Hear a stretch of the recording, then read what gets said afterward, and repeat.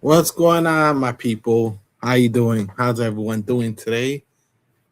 I hope everyone's doing good and having an amazing day. How's everyone doing? Hello, everyone. My name is Celso Garcia, and I'm ready for you to talk about politics with you tonight, as I always do every night on streaming on Facebook, YouTube, Twitch, Instagram. And don't worry, I will be adding more platforms in the future, right? I will be adding more platforms as we grow the broadcast. And there's so many topics to speak about, right? So many topics to speak about. Um, the main topic, I think, that it's something that we cannot forget is that the Trump train is now back on board, right? The Trump train is back on board, and it was going off the rails, and now all of a sudden, all his supporters are back supporting him. They had some criticism about the Epstein files, and now they took their criticisms back, and they no longer are criticizing him, or they refuse to criticize him or say anything negative about him. And now they're back at they found their savior, right? They pretty much found their savior, um, and that's all they care about. That they have their savior, and they have somebody that's gonna stick by them, and he's gonna stick by them, and they're gonna stick by him, right? And they have somebody that's gonna stick by them. And so this is just a reality, people. This is the world we're living in. As much as we don't want to admit it, this is something that we're dealing with on all fronts. We're dealing with all fronts: assault on dignity, self-respect, democracy, and freedom, even within our borders. Right, right. Even within our borders, the laws are no longer being respected. Trump was really trying to use his muscle and the military within the U.S. and he got frustrated because he kept getting overturned. All the courts kept overturning his decision to deploy the National Guard in Chicago, in Los Angeles, in Oregon, in so many U.S. cities, right? Where he was trying to use the military to go in and drive up his numbers and his popularity, right? Um, it's something called the rallying behind the flag effect, right? That's what they call it in political science, where when you start a war, presidents get a bump in popularity, right? Right? Presidents get a bump in popularity because most people see it as a cowboy moment, right? A cowboy moment where the president is just generating excitement for like being a cowboy, right? Like you've seen the westerns in the old days that the cowboys were respected and everyone was scared of the guy that could just whip the gun out and so this is what's happening now, right? This is pretty much what's happening now. And we don't want to look at it that way, but we have to look at it that way because the reality is that that the world has changed, and the world is not the same as much as we want it to stay the same. The world is just not the same, right? Um, I'm just sharing out the program, and let's watch this video while I share out the program, right? While I share out the political broadcast. Um, we're living in bleak times, people. We're living in bleak times where right is wrong and wrong is right, right? That's just a reality of the times we're living in. It's no longer this is right or this is wrong.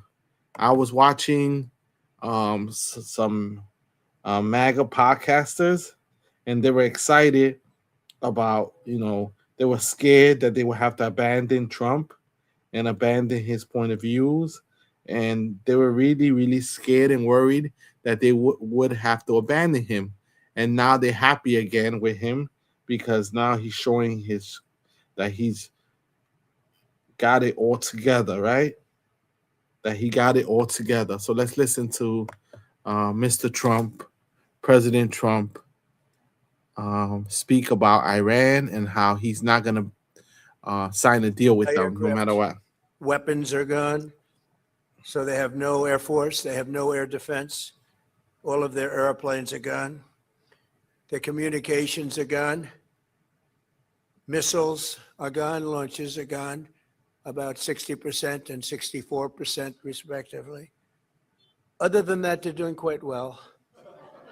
I said, what's left? But they're tough and they want to fight.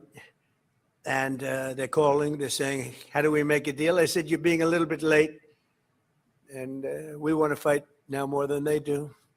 Their anti-aircraft weapons are gone. So they have no air force, they have no air defense. All of their airplanes are gone. Their communications are gone. So now they want to fight just like we want to fight, right? That's what he's saying. They're fighting. We're gonna fight till the end.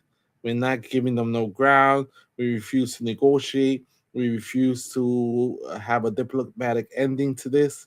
And this kind of sent the stock market spiraling down. And we lost more than 90,000 jobs as a result. The projections were that we're supposed to add 32,000 jobs this month. And instead, we lost more than 90,000 jobs, right? And they're always going to find a reason to say, it's not really 90,000 jobs. The numbers are lying. That's fake news. For the past 4 years, there's been so much. They're always going to find a way to say that it's fake news, right? Always. That's the clawback. That's the defense, right? That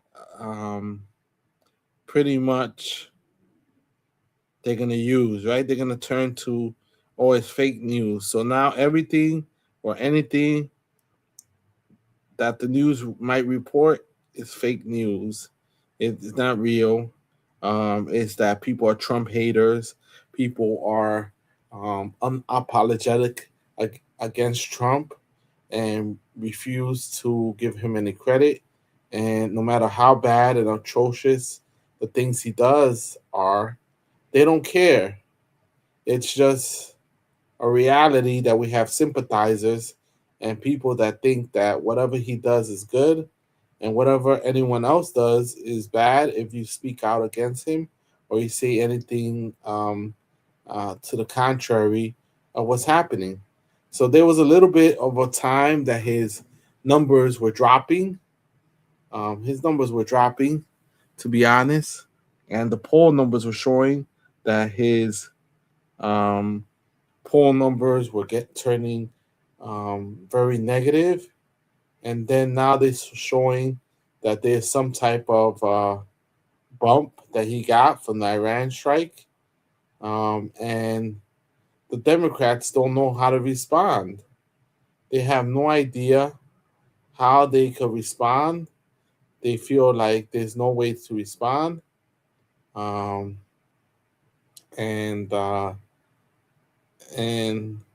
they're gonna have to find a way to respond to Donald Trump. They haven't figured out how to handle Donald Trump after all these years. They're still acting like lapdogs. This is Modi on his opinion about what's happening. Let's listen to him. He's a very intellectual guy. And media elites about Russia's illegal invasion of Ukraine. But it's hard not to see the parallels between what Russia has been doing in Ukraine since 2022 and what the US, in the form of the Trump administration and the Republican Party, is now doing in Iran. Here are just 3 ways in which Trump is borrowing from the Putin playbook. Number 1, don't call it a war.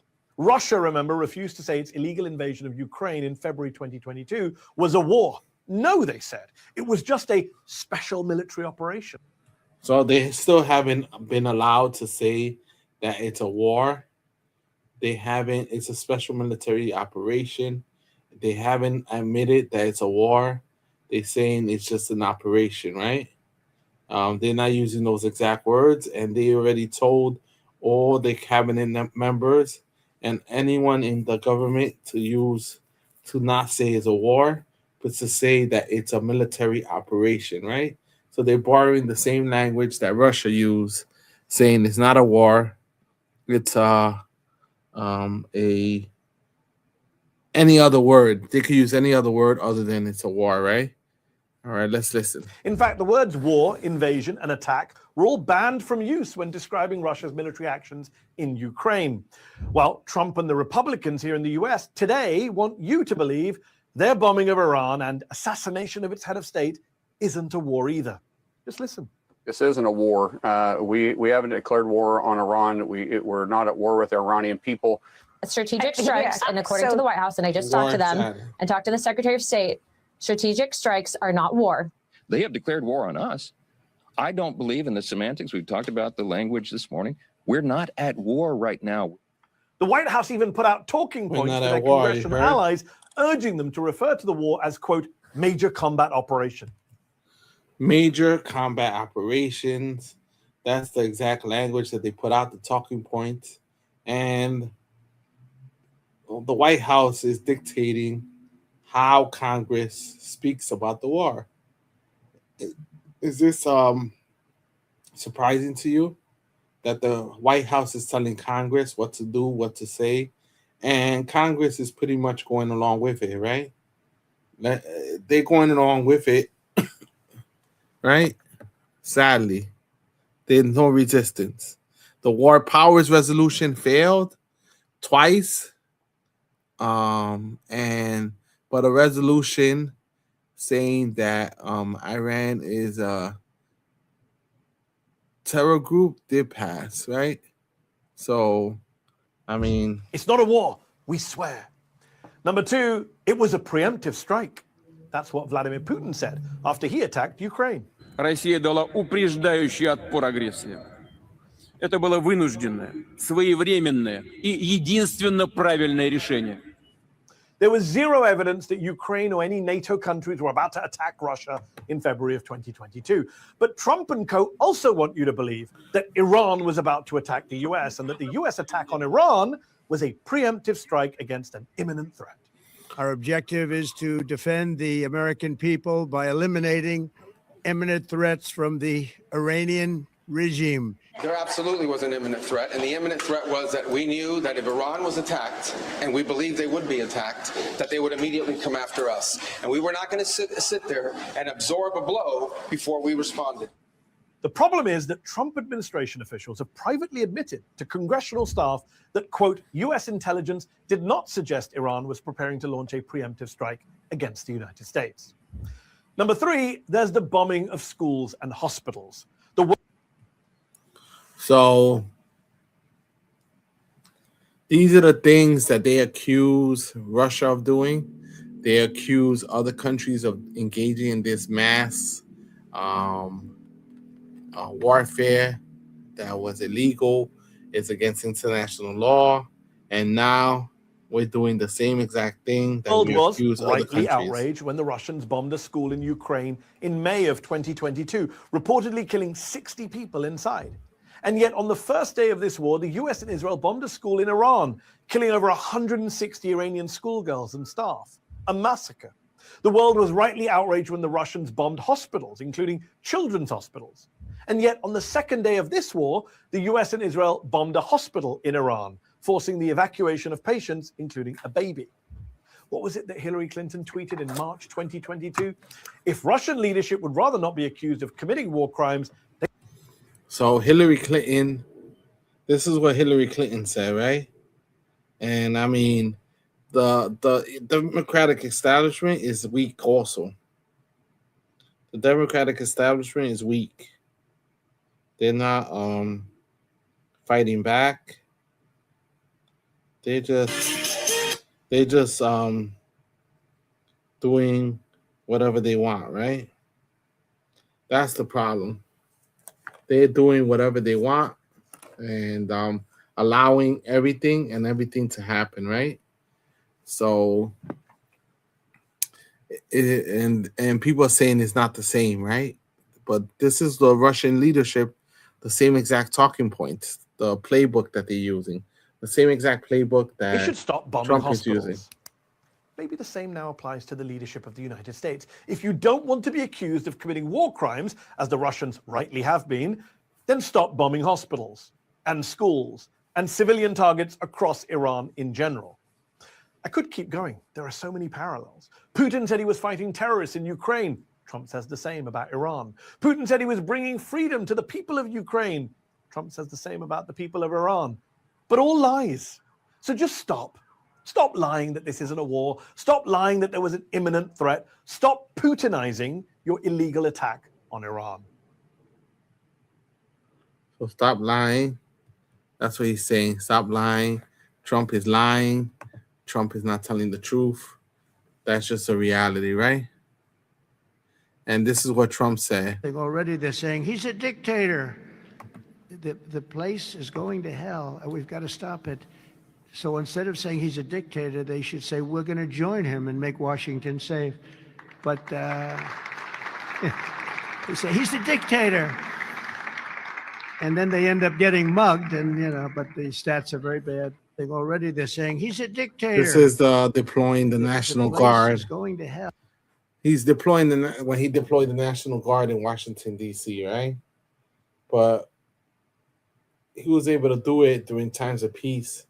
But when the January 6th event was happening, he refused to ever deploy the National Guard, right? He sat there and watched everything go downhill, and he didn't care who was who got hurt, or he didn't care about the consequences of this happening, right? Of the destruction of the Capitol, right? Now he deployed the National Guard, and he didn't care. He said he's just going to be a dictator for one day, right? That was his argument, right? While he took over. Stop it. So instead of saying he's a dictator, they should say we're going to join him and make Washington safe. But they say he's a dictator. So they say he's a dictator, right? Everyone, thank you for joining me. Double tap on the screen, like the live, share the live. We're going to watch a lot of videos, so hang tight. And let's talk about the issues that are happening. I might monologue every once in a while and speak what I think is the truth, what I think is what we should be talking about in America, because a lot of times we shy away from the truth, and we shy away from what's happening in the country. We just refuse to criticize or attack the president or the people that we know are clearly wrong, right? That we know are clearly wrong, right? So let's watch some more clips of Donald Trump saying that he wants to be a dictator only for one day. So I have to be careful with this. I said once about a month ago, you only have to vote this one time, and after that, everything will be good. And the fake news said, see, He wants to be a dictator and take over the country. No, that's not what I said. We got to fix the country, got to make sure, and then the country will be great, and we're going to have hopefully some great person, whether it's JD or somebody else.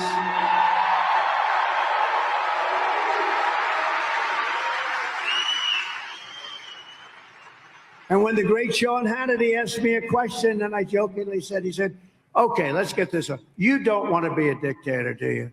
I said, Sean, I only want to be a dictator for one day, and I'm going to close the borders and drill, baby, drill. And after that, I never want to be a dictator, right? It's been more than one day. So the fake news took that answer, and they said, Sean, I want to be a dictator. Click, cut. Always They the said, fake Sean, news, I want to be a right? dictator. The And they fake go, news. They he always wants say it's the to be a fake news. dictator. They cut the rest of the. These are the worst people. These are the worst. They said he's a threat to democracy. He wants to be a dictator. No, you know the threat to democracy are when you put incompetent people in charge of our country. That's a real threat. So I have to be careful with this. I said once about. So MAGA's back on board, right? MAGA's back on board. They're loving every minute of what he's saying, right? They're loving him. I will shut down the government if I don't get my will. None of us have You want to said. know something? The said it. You Democrats, want to we- put that on You my. said it. I'll take it. Okay, good. You know what I'll say? Yes. If we don't get what we want, one way or the other, whether it's through you, through a military, through anything you want to call, I will shut down the government. Okay, fair Absolutely. enough. And I We am disagree. proud. Have called for, I will. He thought he got him, right? He thought by him saying, I will shut down the government, that's it. People are going to rebel and people are going to get angry at him. And they don't realize that Trump supporters always find a way to love Trump, to glorify him, to kiss his booty, right? They're willing to kiss his booty and say that whatever he does is not wrong. Everything he does is right. That's just a reality, people. This is the America we live in now. I'm going to be a dictator for one day. We're going to One day do only. two things. The border, we're going to make it so tight you can't get in unless you come in legally. And the other is energy. We're going to drill, baby, drill. After that, I'm not going to be a dictator. After that, I'm not going to be a dictator. And guess what? He went after legal immigration too, and he just did all types of craziness, right? And all he wants is devotion, right? If we give him devotion, he's happy. Are we close to seeing Mr. Kim here at the White House? Could happen. I mean, They talked about that yesterday I would with have Mike him. Pompeo? Yeah, I think it's something that could happen. Yeah. Hey, he's the head of a country, and I mean, he is the strong head. Don't let anyone think anything different. Right. He speaks, and his people sit up at attention. I want my people to do the same. Well, are we close to seeing Mr. Kim here at the White House? Could happen. I mean, They talked about that yesterday I would with have Mike him. Pompeo? Yeah, I think it's something that could happen. Yeah. Hey, he's the head of a country, and I mean, he is the strong head. Don't let anyone think anything different. Right. He speaks, and his people sit up at attention. I want my people to do the same. Well, are we close to seeing So he wants his people to do the same, that when he speaks, they sit down and they just accept whatever he says. And that's what a lot of people are doing. They're sitting down and they're just accepting whatever he says and taking it as gospel and taking it as the truth. That's all. They take it as the truth and they don't care if it is the truth, right? This was let's watch the video again. Right? Their anti-aircraft weapons are gone, so they have no air force, they have no air defense.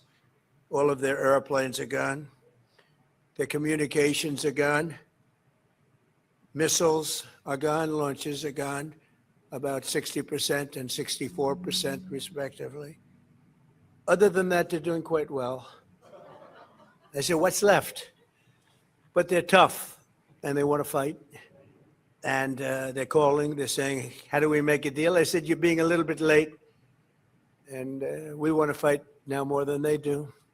They're So he's not. Anti-aircraft. This caused the Weapons stock are gone. market to crash. Not to crash, but the stock market dipped because they think people think it's going to be a long-term war. It's no longer going to be a short-term war. It's going to be a huge problem, right? We're going to have a huge problem on our hands because it's going to be a long-term campaign.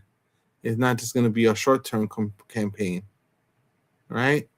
Like this. Let's listen to Representative Garamendi from he has California. decided to use missile strikes to murder people in the Caribbean and the Eastern Pacific, raid and seize the dictator of a foreign country, and he, the president, has started a war with Iran and placed our troops in harm's way in the Middle East. The president has also refused to directly supply necessary weapons to Ukraine. And the president has said he wants Greenland. All of this raises the question of what in the hell is going on? What is the strategy? What is the purpose of all of this? The president also said that on day one he would be a dictator. He didn't say when he would end his dictatorship. But for those of us that have observed the president and his policies and his rather wild strategies, it appears as though this dictatorship's not going to end. And you're here basically carrying the president's water and trying to answer the questions that this committee has raised. And it doesn't matter. Congress has been neutered. Congress doesn't have power anymore. They are not willing to oppose anything Donald Trump does. He did some strong arming tactics in Venezuela, strong arm tactics in Iran. He said Cuba will probably be next. He's just going after people and leaders that he doesn't care for, right? He wants to change the world in his mold, right? In his mold. He wants to change it in his exactly the way he wants it to be, right? Let's see. And as a result, unfortunately, this month, the economy has taken a dip. We lost 92,000 jobs, but the economy was already on shaky ground, right? There was a lot of job losses, especially among Latinos and Black Americans. There was the minorities and the BIPOC people that were losing the most jobs, right? And so let's listen to what's going on with the economy, and the job numbers don't lie, right? The job numbers don't lie. Ari, the economy is going down. You've seen a lot of firings in your time in D.C. Did this surprise you? I mean, there's a lot of nasty stuff, Ice Barbie and all that. But what was the thing that really pushed this over the edge in your mind?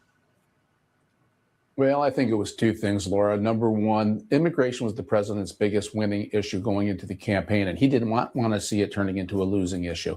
And the street confrontations, all the violence on the streets, I think it just set a patina that made the president start to see he's losing support on an issue where he needs a Department of Homeland Security that helps him to gain back that support. But the second, I have a source who has told me that when the White House heard about the shooting of Alex Preedy, they were informed by Department of Homeland Security officials that it was an attempted assassination. It was a would-be murder. And the White House used language that reflected what they were told by Homeland Security. And then they saw the video and they felt they got bad information from Homeland Security, and they echoed that bad information. So in a background today, one of the White House officials said one of the reasons they let her go was because of what happened in Minnesota, and that put a fine point on what happened. They didn't trust the information they were getting from Homeland Security. So Kristi Noem got why didn't they fire her right away? Because that would have just given a scalp to those who are actually trying to hinder and impede ICE on the streets, or why drag this out? Well, because I think the president is reluctant to let people go. and especially on his singular issue. So I think the advertising piece that we heard yesterday is also what tipped the president over. She was on thin ice after Minnesota. But Laura, here's the bigger problem Republicans and the Trump administration Why was now no one have. fired? The Democrats have a formula in sanctuary cities that if we send in ICE to do the right thing and they take to the streets to resist it, the scenes of mess, the violence in the streets are so overwhelming that the Democrats are actually able to protect their sanctuary cities. Does President Trump want to take that on again somewhere else? That's what Minneapolis has proven to be a Democratic violent success story. And so the deportations and the cooperation with ICE will continue. But I think the Democrats have carved out a safe haven. And there's So just going on and on about why she was fired. But let's talk about the economy, because talk about firings. That's a segue to talk about firings. Why are people getting fired? Why are people losing their jobs? Donald Trump is firing people, but he was already getting rid of a lot of federal employees, and he was getting rid of a lot of federal employees, and so they have a lot of word salad. So the economy is tanking, right? Let's watch. I look at the 6-month moving average of job creation, and I think, what are we even doing here? I mean, we're chasing phantom inflation of portfolio management fees, which are contributing 0.4% to core inflation, with job prints doing what they've been doing. I think policy is pretty miscalibrated right here. I would expect to see the Americans who are the closest substitutes for immigrants having very, very hot, the hottest job markets. Instead, you see pockets of slack in the labor market are in younger folks and folks without college degrees. And that to me tells me that it's labor demand, not labor supply, meaning monetary policy is too tight. So right now, the economy lost 90,000 jobs, right? 90,000 jobs. That's a lot of jobs to lose. They were supposed to gain 32,000 jobs, and instead they lost 92,000. And so let's see one more report about the economy. Business One, moments ago, brand new job numbers revealed. The U.S. economy did not add jobs. They lost 92,000 jobs in February, a steep drop from expectations. Unemployment also ticked up slightly to 4.4%.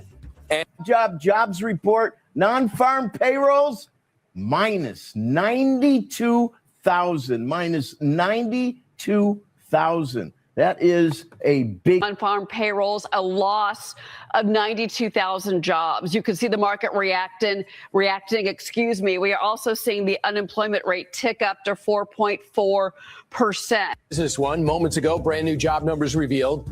The U.S. economy did not add jobs. They lost 92,000 jobs in February, a steep drop from expectations. Unemployment also ticked up slightly to 4.4%. And jobs report, non-farm. Supposedly under Biden, the unemployment rate was 4.2%, right? So prices are going up, and prices are going up. Inflation is shooting up. Gas is going up, and at the same time, people are losing their jobs. Is that enough for you to turn on the Trump administration and turn on what they're doing? Is that enough for people to see the reality that maybe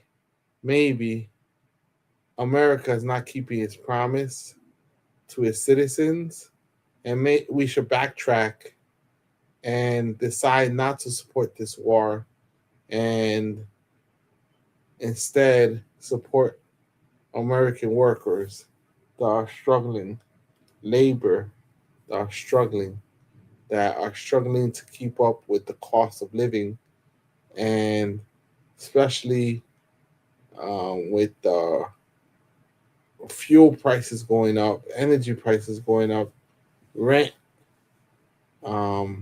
all these costs are way more expensive than they ever have been. And Trump promised that he was going to bring down grocery prices, and he hasn't. The U.S. lost 92,000 jobs in the month of February, and the unemployment rate ticked up to 4.4%. So what's driving the surprise loss? Healthcare shed about 28,000 jobs, and that's largely because of the strike activity we saw across the U.S. Information jobs fell by 11,000, and this is part of a large... So healthcare jobs, 28,000 were lost. Federal government jobs, negative 10,000. Information jobs, negative 11,000. What's going on? Crazy, right? Crazy. So, what else? Let's keep going.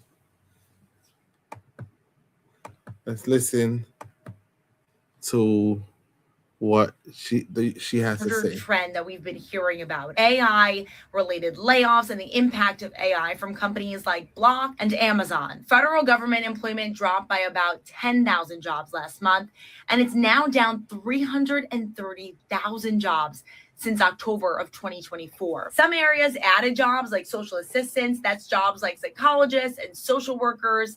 And another trend that I'm watching is unemployment among ages 20 to 24. It's now at 7.4%. That's slightly lower than 8.3% this time last year. It also comes after Anthropic said in a report that there are early signs that hiring of younger workers has slowed in occupations exposed to AI. Now, overall, economists say that the labor market is looking more and more like a low hire, low fire environment, and companies aren't hiring aggressively, but they're not necessarily laying off a ton of workers. Today's report is a reminder that the labor market may be weaker than we think. The U.S. lost... So the labor market is just weak, right?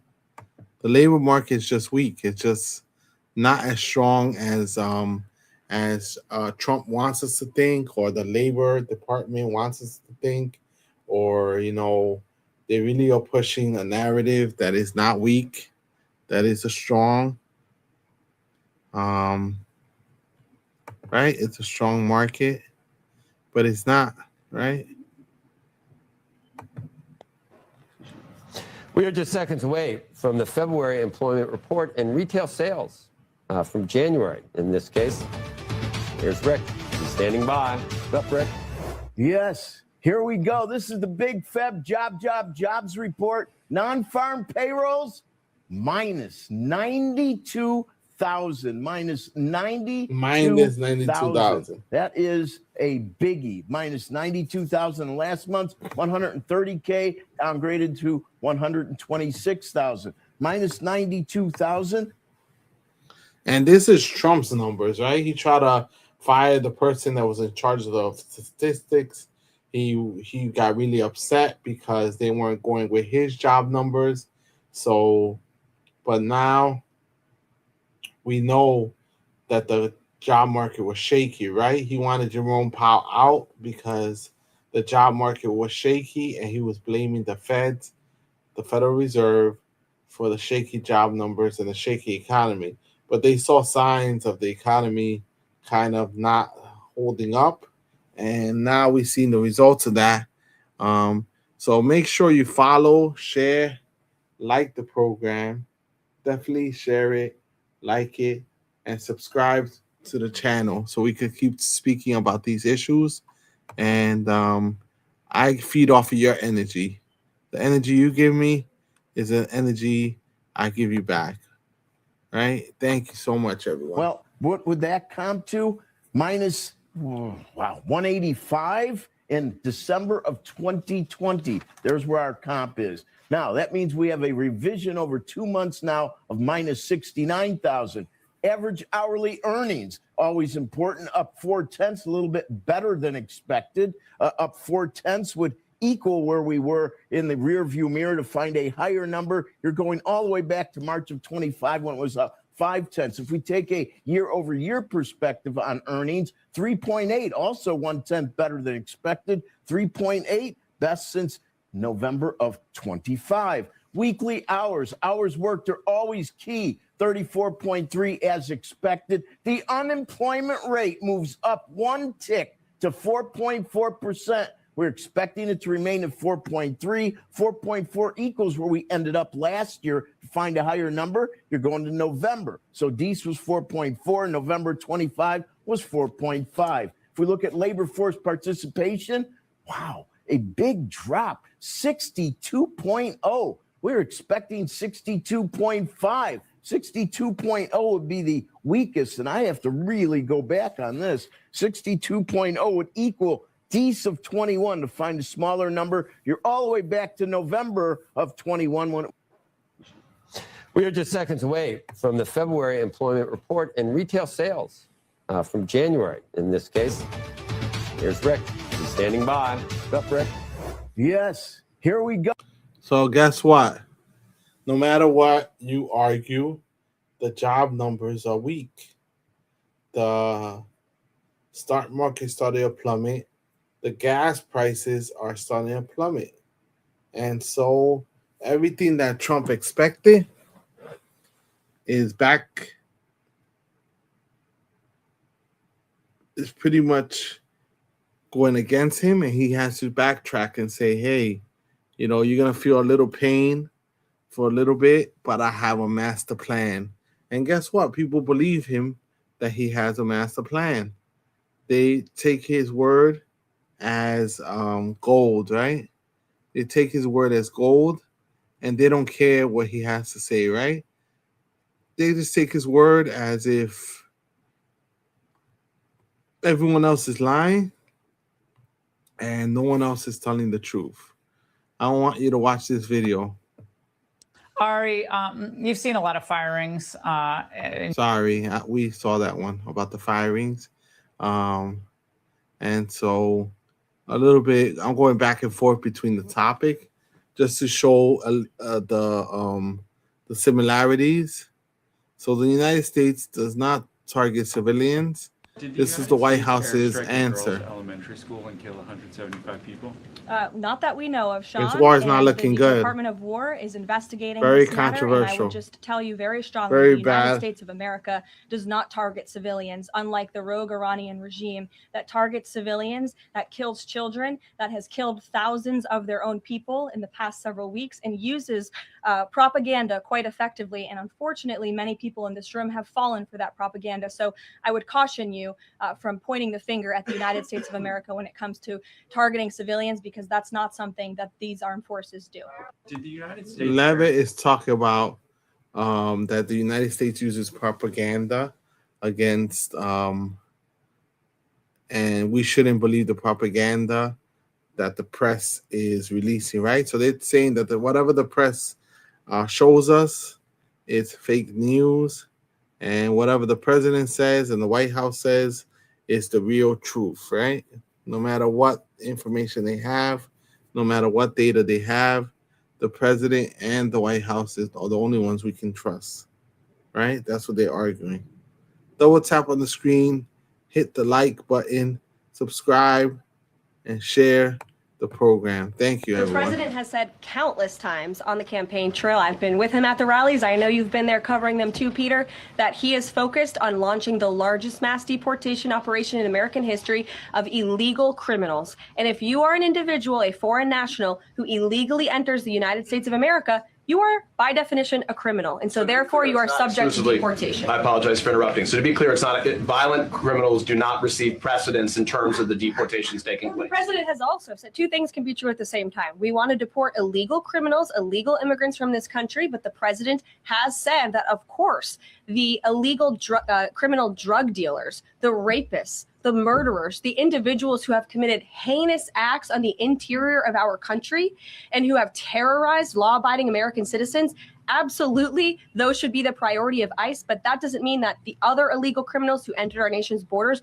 are off the table. Caroline, on immigration, of the Thank you, Caroline. 3,500 arrests ICE has made so far since President Trump came back into office, can you just tell us the numbers? How many have a criminal record versus those who are just in the country illegally? All of So them. spin, right? Everything they do, everything they put out, the White House puts out, it's just a spin, a spin, a spin, a spin. And everything else that everyone says, even the statistics, are wrong, right? Will continue to be. So thanks for coming to the Influencer Briefing. I look forward to taking your questions. And Deborah, why don't you kick us off? influencing briefing. 100 incredible days. And over the first 100 days, the majority of policies that we've seen from the Trump administration have been either targeted at foreign affairs, such as bringing the American hostages home or attempting to end the war between Ukraine and Russia, or on long-term goals such as cutting government spending with DOGE. What policies can we expect to see rolled out over the next few months that Americans will directly feel the effects of in order to secure the 2026 midterms for the Republican Party and keep his approval rating historically high? Yeah, the first answer that comes to mind, Deborah, is definitely tax cuts. The president will continue to be. So thanks for coming to the Influencer Briefing. I look forward to taking your questions. And Deborah, why don't you kick us off? Oh, the influencer briefing that Trump tried to kick off in the White House, where he invited only influencers to the press conference. And this is Levitt, right? The president Caroline prior to that Levitt. phone call had a good feeling that the Iranian regime was going to strike the United States assets and our personnel in the region. And the president was faced with a choice. Does the United States of America use our military and our capabilities to strike first to take out this threat that has been threatening our country and our people for 47 years? Or is he going to, as commander in chief, sit back and watch as the rogue Iranian regime attacks our people in the region? According to the story, right? That he had no choice. He was pressured to strike, and if he didn't strike, we were going to be struck. Even though Iran does not have the capabilities to reach this area, right? And so this is the latest spin about how MAGA still supports him. I would just remind people X is not real life.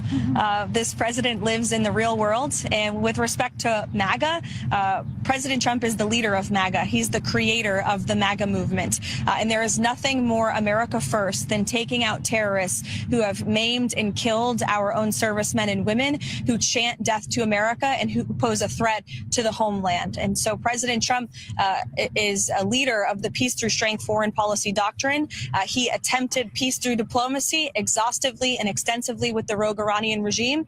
And so they have been struck with the strength and the sheer might and will of the United States Armed Forces. And President Trump has proven he's a man of his word. If you go back and look, not just over the past year as president, but in his first term and in many years in his private life as well, when he has said that the Iranian regime can never obtain a nuclear bomb, well, now he's finally acting on it. And he has the courage to do what so many presidents in the past did not. We'll see you guys.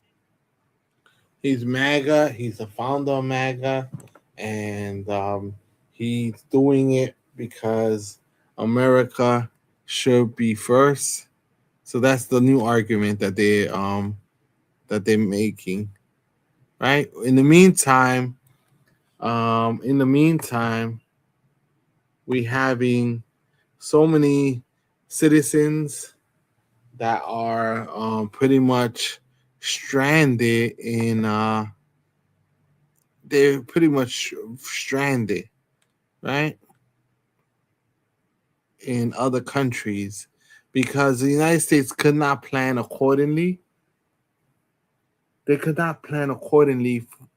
They didn't have a contingency plan for a long-term war, right? I use the word war.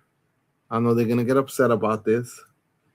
So they weren't ready for airports being shut down, air traffic being shut down, and they didn't think that Iran would strike back and shoot the drones at so many countries, right? So they weren't prepared. Have you been for in the contact fallout. with the U.S. consulate? Any evacuation flights that you're hoping to get on board? So I haven't been in contact. I've registered with the consulate and with the embassy in Abu Dhabi, of course. We're just looking. I've seen a few exits to London and maybe London to the U.S., but I haven't been able to get a direct flight from UAE to home. What has it been like being there in the middle of this for the last 3 days? It's been a journey. I would say like the first 48 hours was very, very tough. I feel like I haven't cried that much since I probably came out my mother's womb. But I would say we've kind of like settled into it. It's definitely slowed down on hearing like missiles and things like that. it's just a very out of body experience. And I just A wouldn't lot wish of this on anyone, Americans honestly. stranded. Have you been in contact with the U.S. consulate? Any evacuation flights that you're hoping to get on board? And So I haven't been in contact. I've They've been- registered with the consulate.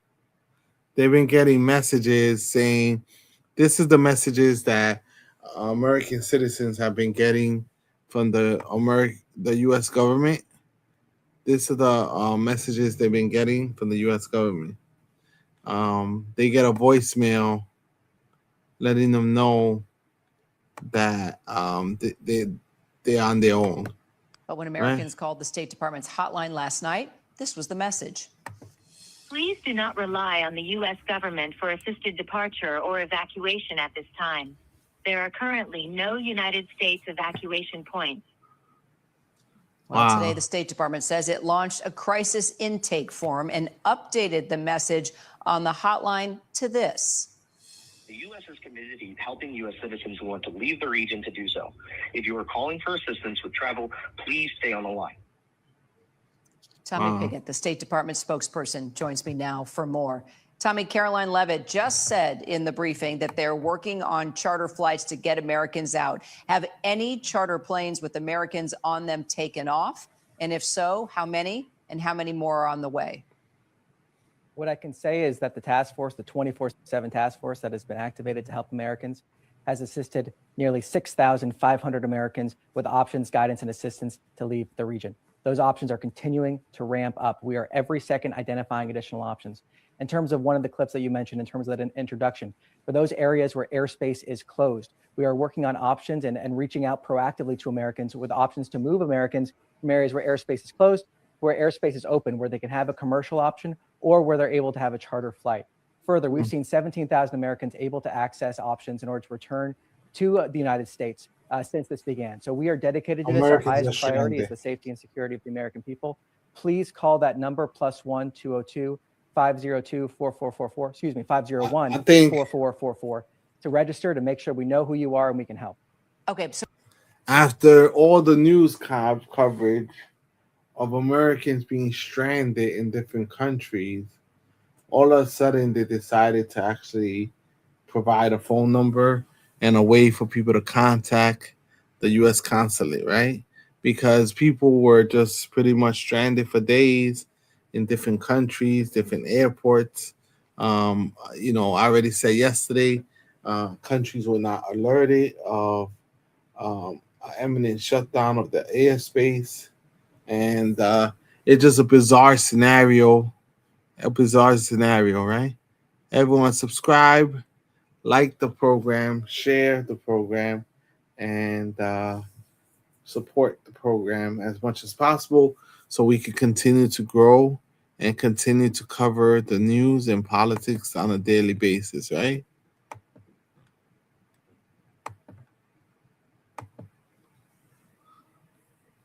bottom line, Tommy, are there chartered flights right now? We are actively in the process of making those charter flights happen. I can't get into specific operational details, but we have been assisting Americans. We have assisted Americans. We continue to assist Americans. Our White House correspondent Karen Travers actually had a chance to ask President Trump yesterday about plans in place to get Americans home ahead of time. Here's what. And it made it to Trump because it's so bad, the blowout and the news coverage of people being stranded. At first, they denied it and said there was no Americans stranded and that they told people ahead of time. Now they changed their tune because who did they tell? Where is the evidence that they told anyone? And so that will be public information, right? Let's listen to the rest of this news story. The president said to her. Mr. President, commercial air travel right now is severely restricted in the Middle East, and thousands of Americans are stranded. Why wasn't there an evacuation plan, and will you send planes to get people out? Well, because it happened all very quickly. We thought, and I thought maybe more so than most, I could ask Marco, but I thought we were going to have a situation where we were going to be attacked. They were getting ready to attack Israel. They were getting ready to attack others. So they Tommy, had Trump says this happened so quickly, but we know plans have been ongoing for months. So they were planning it for months, and now all of a sudden they couldn't plan it. I mean, make it make sense, people. Make it make sense. And you still support Trump. You still support him no matter what. You're still on the Trump train. You backing him and you're not backtracking. You're just giving him your blind support and you don't care, right? After losing more than 90,000 jobs, the economy tanking, we're close to a recession, stranding Americans all around the world, right? Remember there was something called Benghazi, right? When they claimed that Hillary Clinton abandoned diplomats in Benghazi and didn't evacuate them. But these are U.S. citizens, diplomats, government officials stranded in different parts of the world. So this is Benghazi way at a higher level. And if you don't know where Benghazi was, that's when they claimed that Hillary Clinton had abandoned the diplomats in Benghazi, right? It was a big investigation. Congress got involved, carried out investigations, and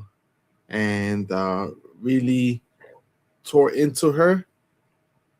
And they made her testify under oath for a few days. And, it was a big scandal, right? But now Trump does it, and no one cares that he abandoned all these people, American citizens across the world in different countries, right? were we prepared or not? Well, as President Trump truth, we have a 24/7 task force that is actively identifying specific individuals with specific options for assistance. As Press Secretary Caroline Leavitt mentioned in her press briefing, we had a series of travel alerts, including level 4 do not travel advisories for several areas of the region. We're constantly evaluating that security posture. We have contingency plans in place that have been activated, including that task force, in order to assist Americans. Those 6,500 Americans nearly being assisted so far, that number ramping up every single second. Our dedication remains. 6,500. Experience.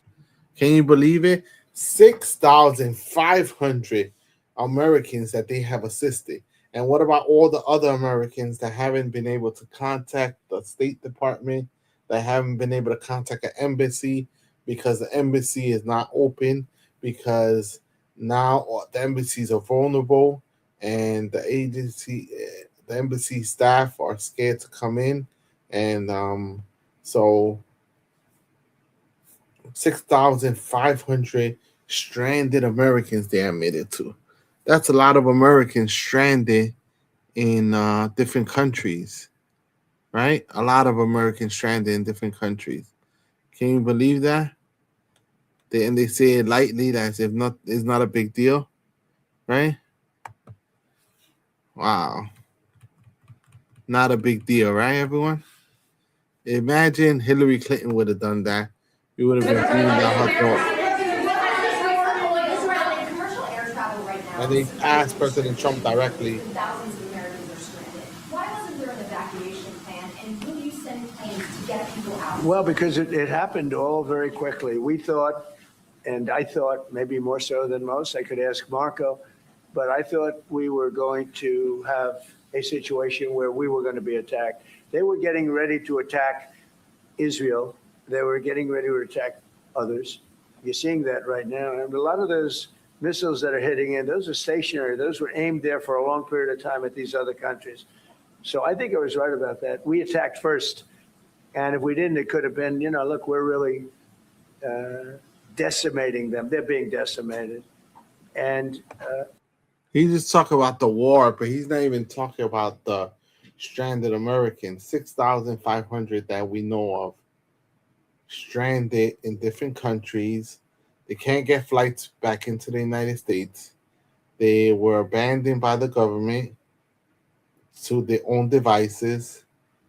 And Hillary Clinton they claim had abandoned the diplomats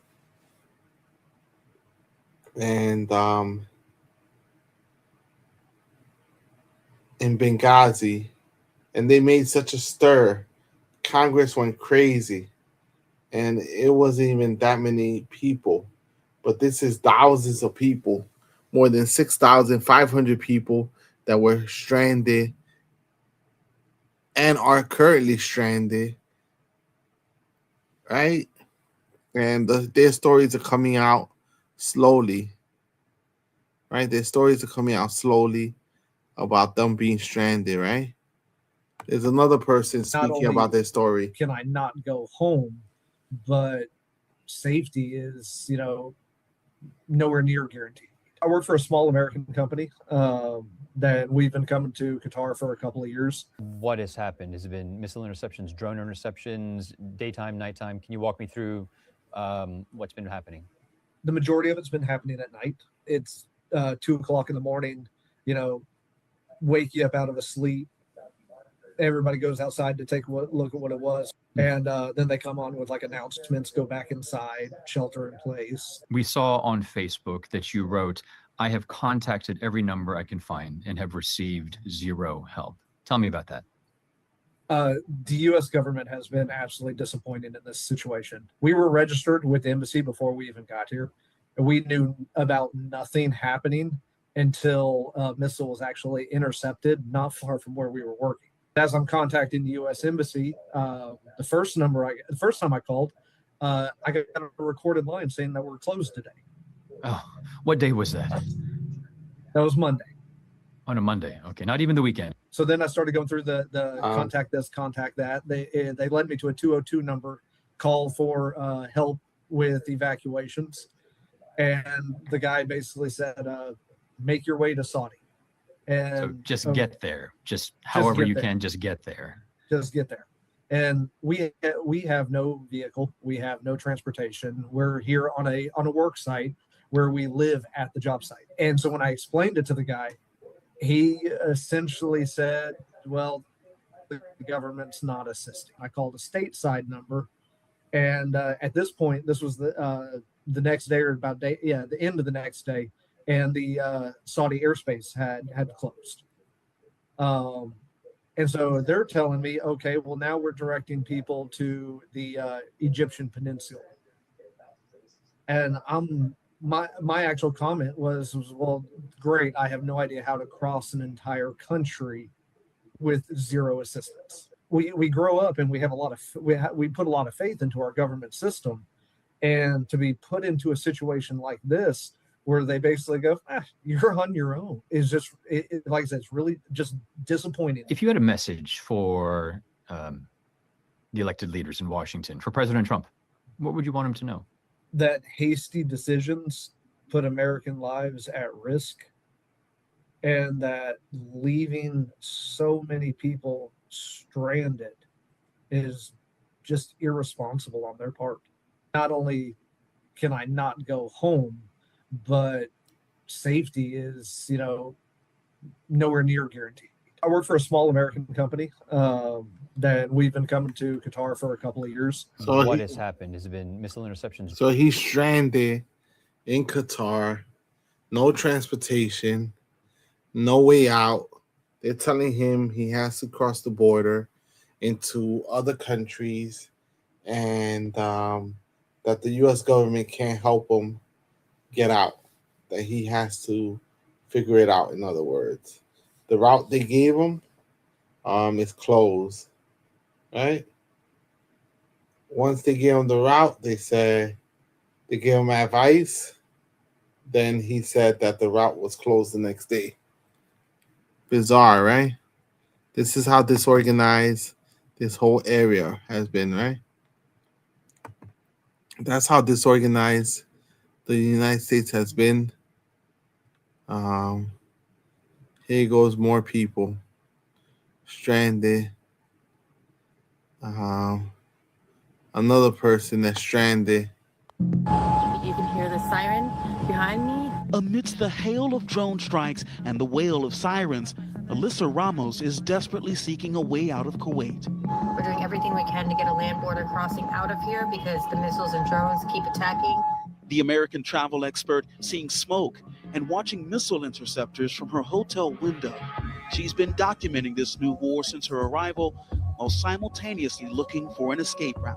We are finally evacuating Kuwait on our own terms by land. The government has not helped us at all. The Kuwait airport shut down after a drone strike.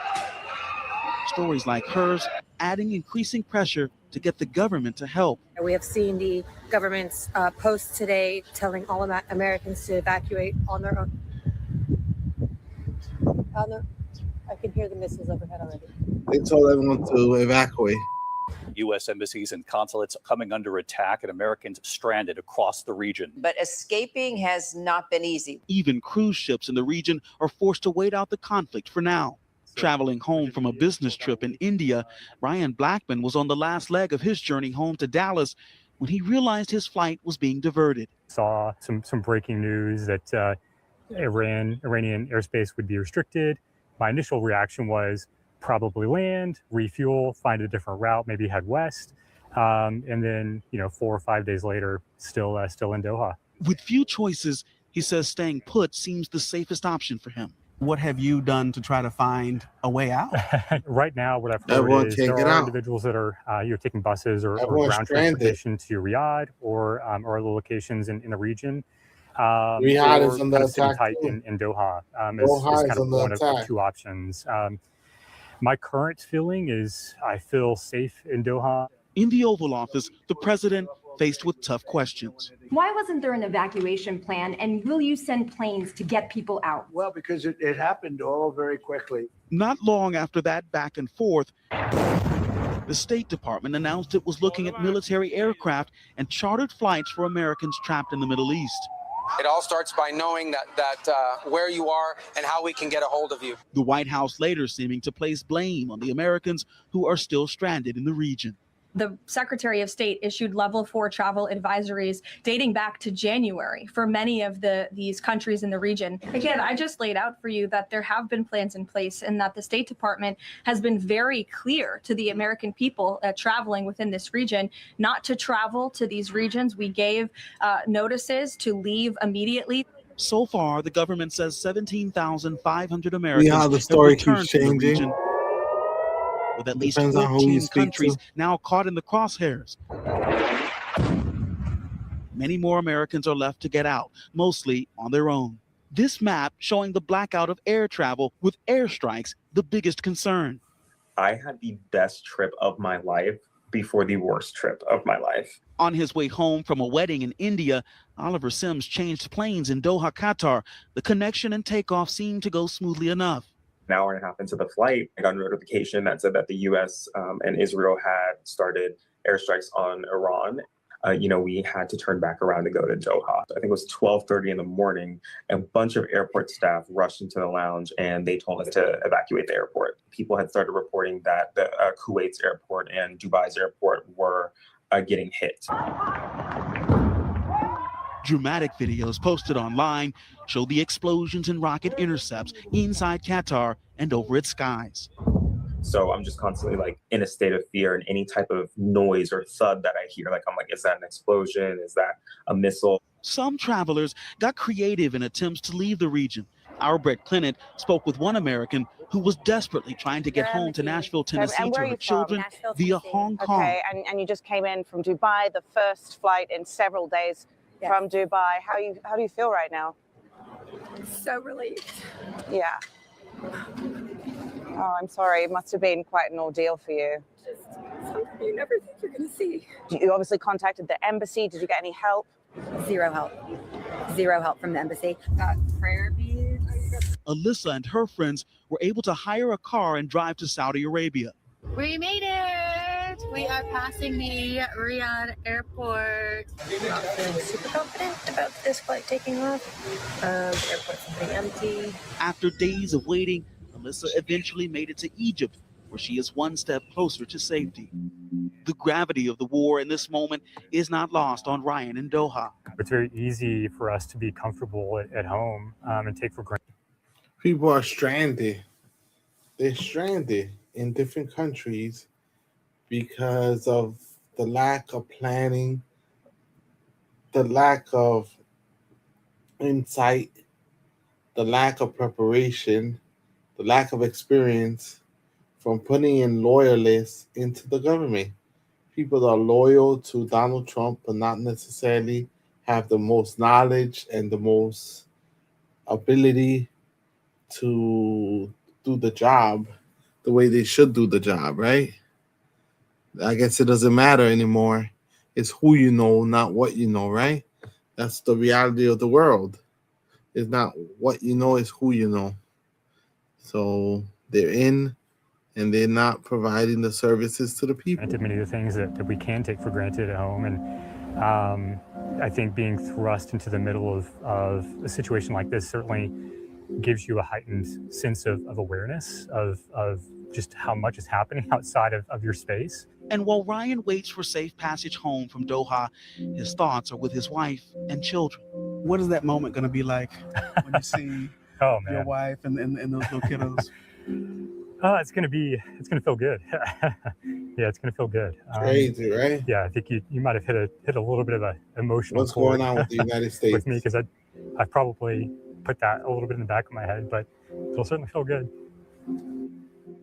I'm sure it will. Our thanks to Marcus for that. The State Department says that their task force has helped 6,500 Americans with options and guidance on leaving the region, but that does not include any organized charter flights by the government, which they say they're in the process of organizing. They're encouraging Americans to They're call the organizing hotline now. at the bottom of your screen for help. And I don't know that we have that right there, so I'll tell you it's 202-501-4444.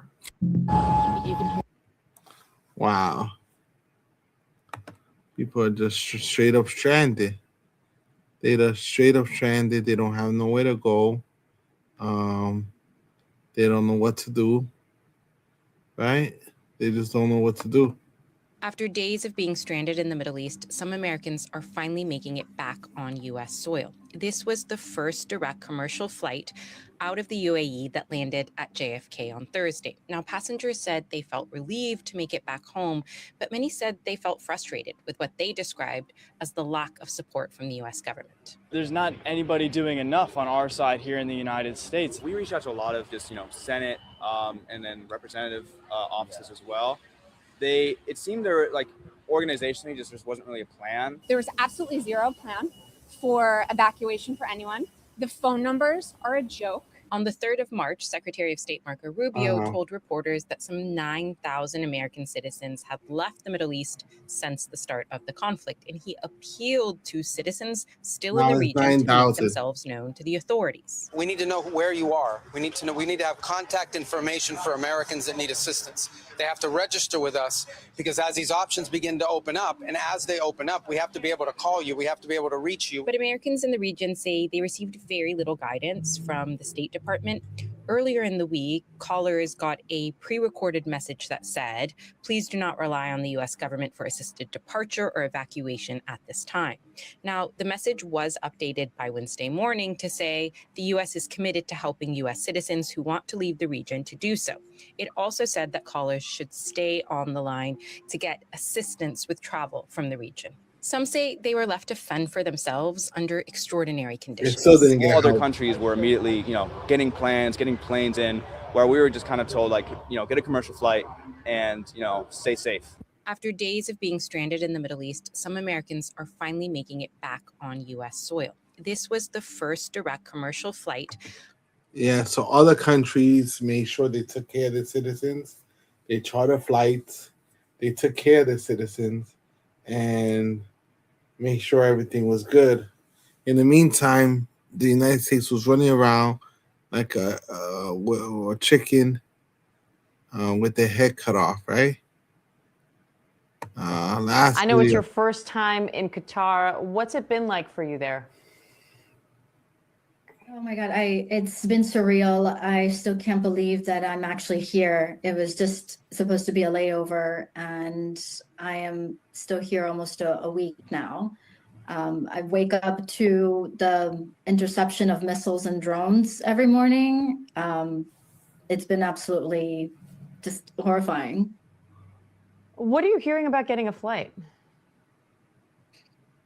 Only with Qatar Airlines. They said if the airspace is open, we will, but there hasn't been any support from the US government to help any kind. There's no evacuation plan that has been set to me or any of the Americans that I know that are here. You've reached out to the embassy there and to your Congress members here. What are they telling you? Any luck there?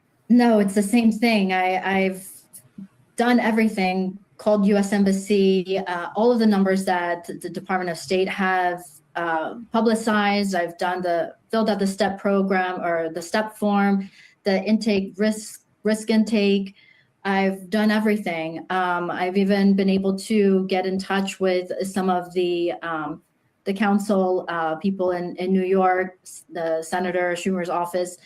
They have been pushing my information and other constituents to the Department of State, letting them know that we're here. But of course, they can only do so much, just waiting to hear back. But it's been a week and nothing, or of course, 5 days, to be exact. But I see the Italian embassy is here. They have been here at the hotel talking to their citizens, the Spanish embassy, the Germans, the Dutch. The Germans have already had a charter bus that have taken them to Riyadh, and these people are now in Frankfurt. The Italians have been able to get home. The Spanish have been able to get home. I don't understand why the U.S. government, the one that I actually trusted the most, would not arrange anything for me to the get most back advanced, to the U.S. government, I'm right? in shock, absolutely in shock. I know it's your first time in Qatar. What's it been? So people are just stranded. They don't know what to do.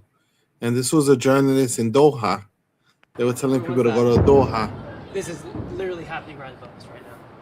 We just got this emergency alert system, everyone on their phones. The security threat level is elevated. It's the first time that we've seen a message like this since attacks began 6 days ago. Right now, we're in Doha's West Bay. It's a central area inside the city. And we just experienced what was maybe 20 minutes of very loud explosions, interceptions happening in the sky.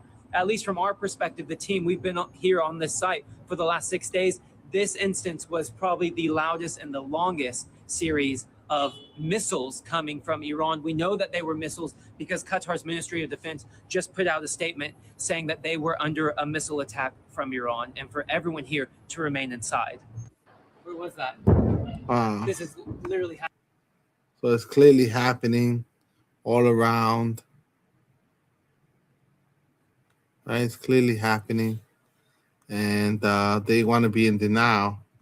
And these are the people in the government that feel that it's not a big deal, right? Some people feel like it's not a big deal. And it's up the food chain, right? This is one of the major advisors of Donald Trump, Stephen Miller.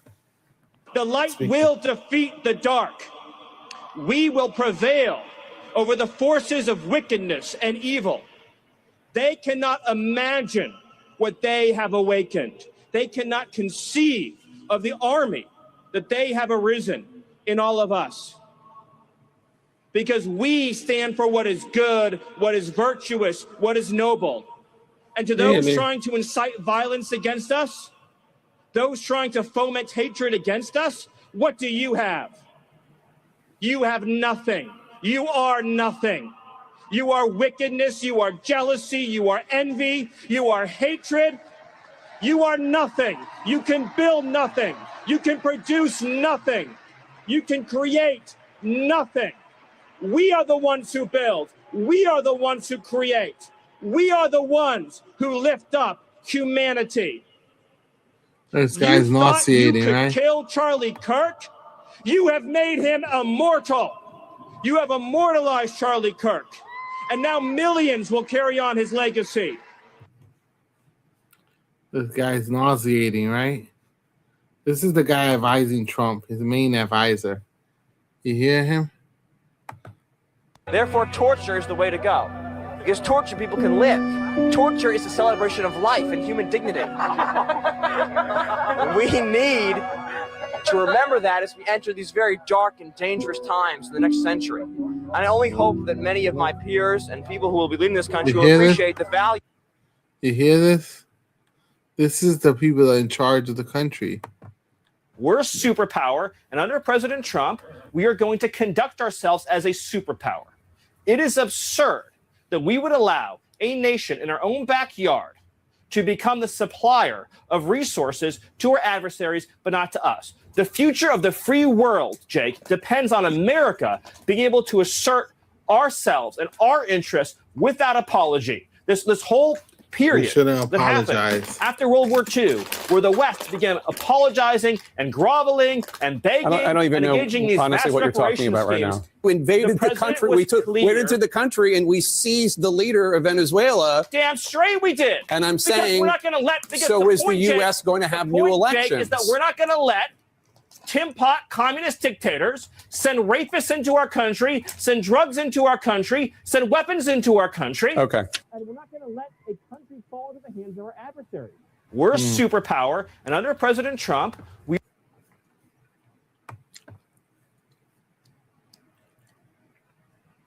This is Trump's main advisor.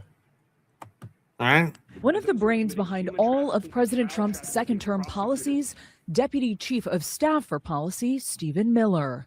To all ICE officers, you have federal immunity in the conduct of your duties.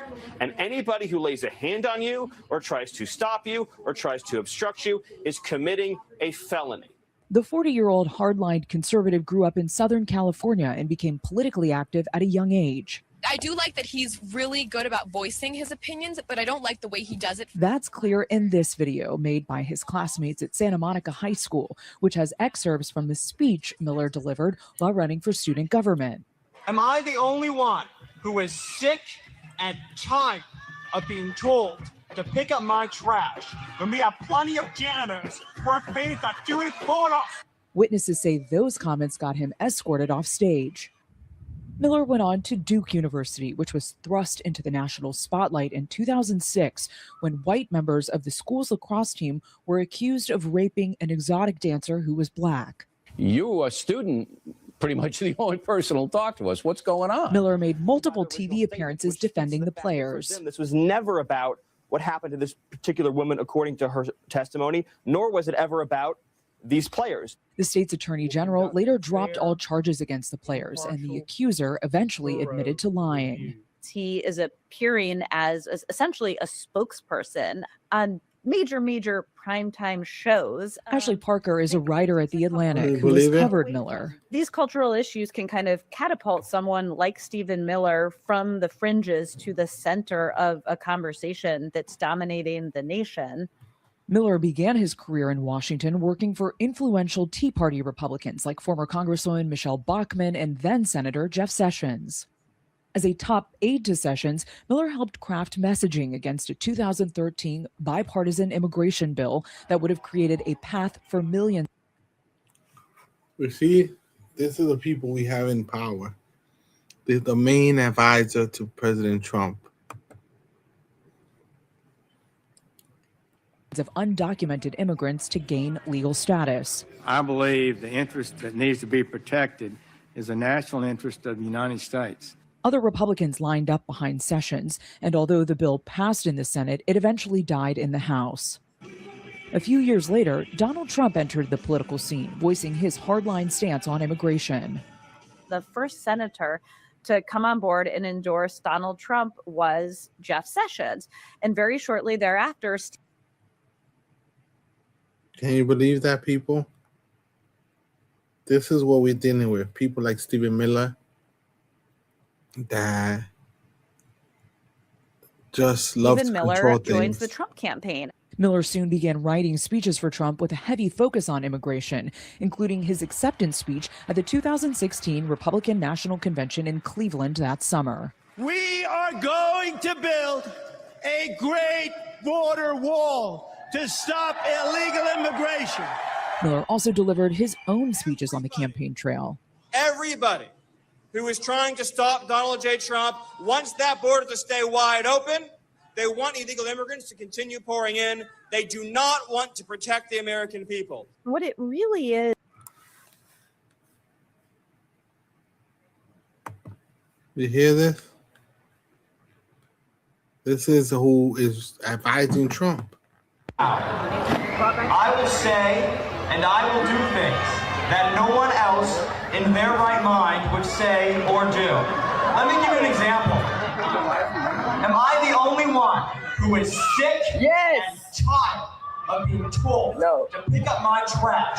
We have plenty of janitors who are available. That's right. We're going to get a whole year of that. Thank you, Stephen. Stephen, my husband. This is crazy.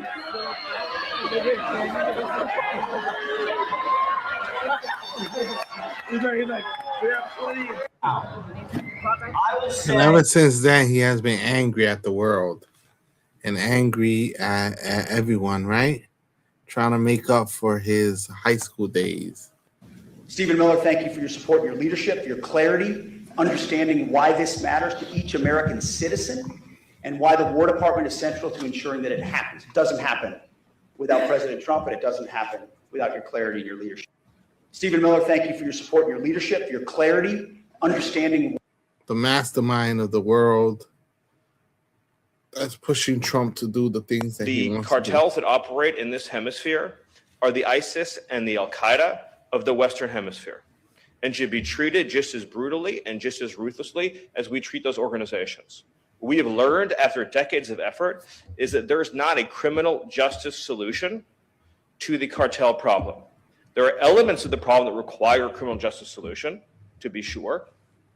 But just as we fought Al-Qaeda and fought ISIS with the tip of a very lethal Can you spear, believe what he's saying? the reason why this is a conference with Is he military bizarre? leadership and not a conference of lawyers is because these organizations can only be defeated with military power.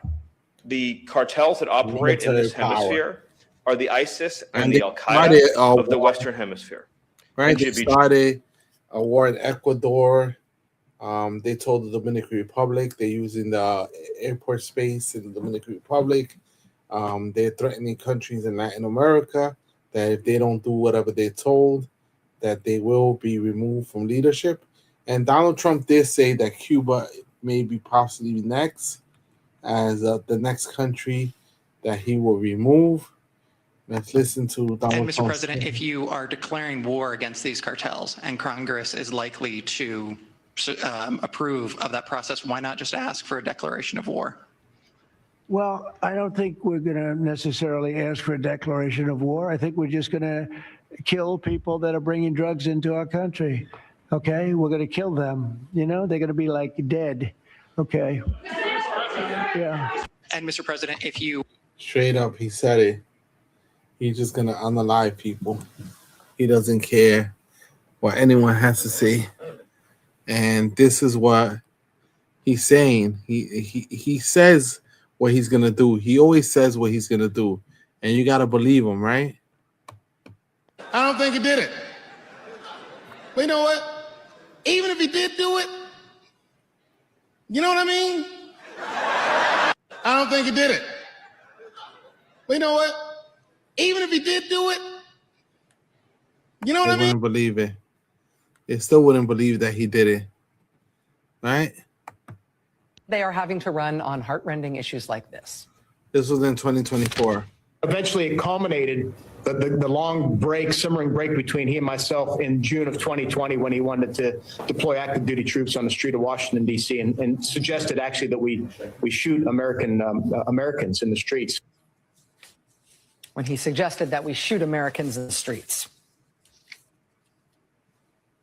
Trump's former Defense Secretary, Mark Esper.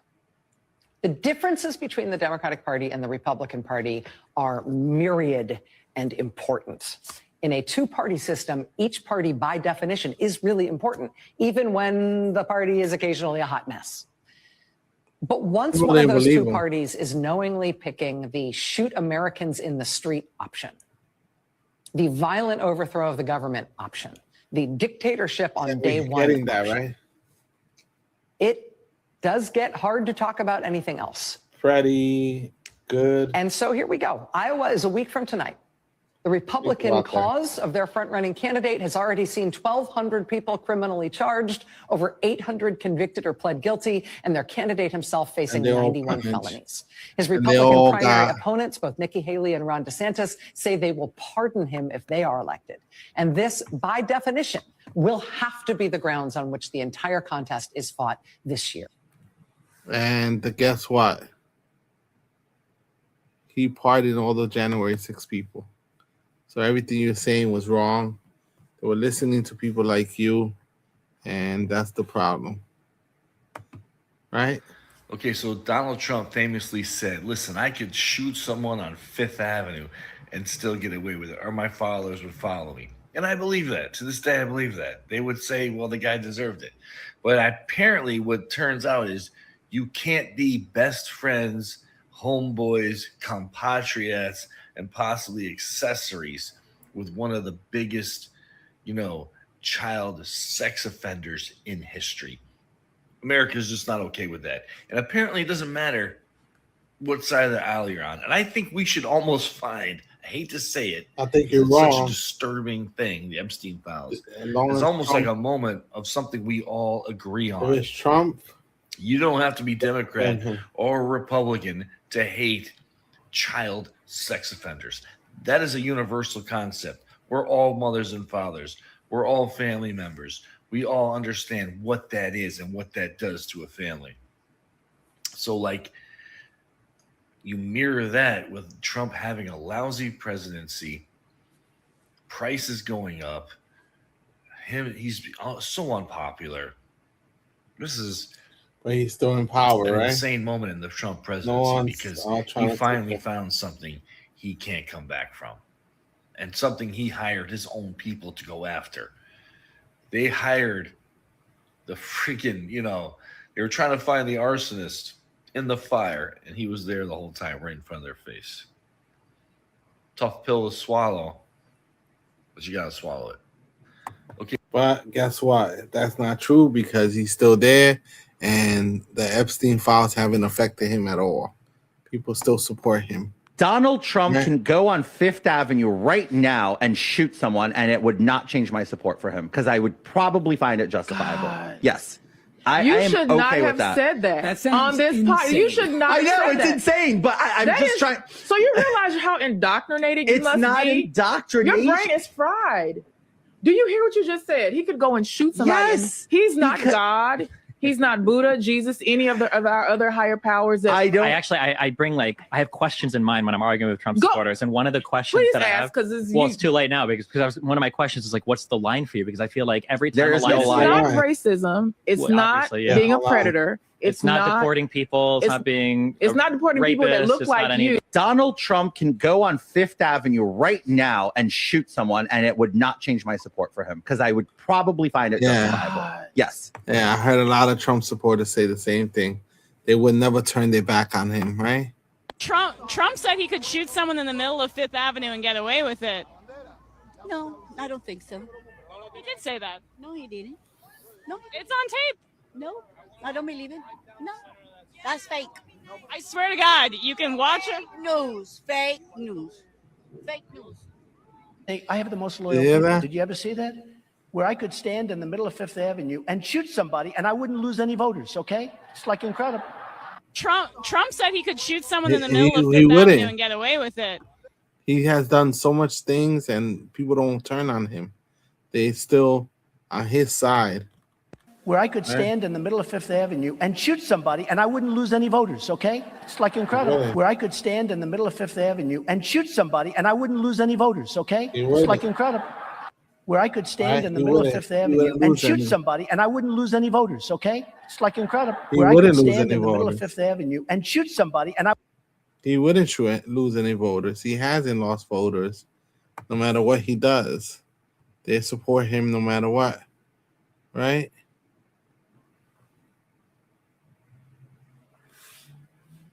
All right. So just a few more topics before I sign off. Hit the like, subscribe button. hit the like, subscribe button.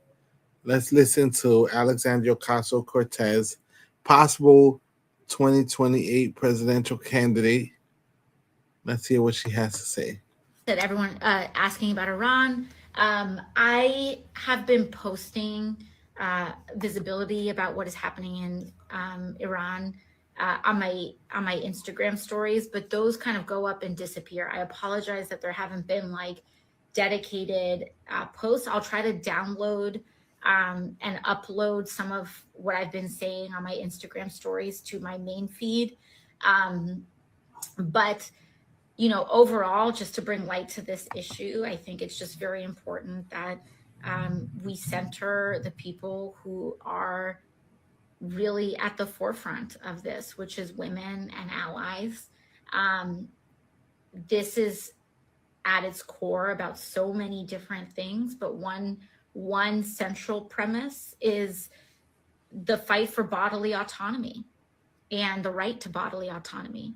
It's not, and I mean, we've seen violations of a woman's right to choose over what she does, how she expresses herself, the power that she has over herself and her own body, the right that she has. And there's so many people with such a vested interest in trying to make us seem like we are not like each other. But it is also extremely important to identify that the same oppressive forces that have been hurting and harming women in Iran and taking away their right to choose. And that's really what it is. It's not about hijab or no hijab as being some static value. It's about a woman's ability to choose how she carries herself in the world, what she chooses to express. That's important.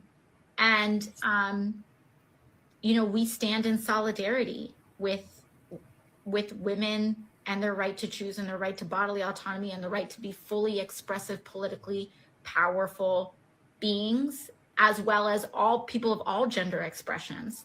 And it's, you know, and so like, it's important to know that these forces that are really eroding a woman's right to choose in so many places come from very similar place, including the United States. They come from autocratic, theocratic, patriarchal regimes. And it's a reality. That theocratic, that's right, right wing, but like that theocratic, oppressive authoritarianism is a big part of what's driving the anti-choice movement in the United States. And it's a big part of what's stripping, you know, people's ability to choose anywhere. But it's not limited to any one country. This is something that transcends borders because patriarchy transcends borders, theocracy transcends borders, all of that.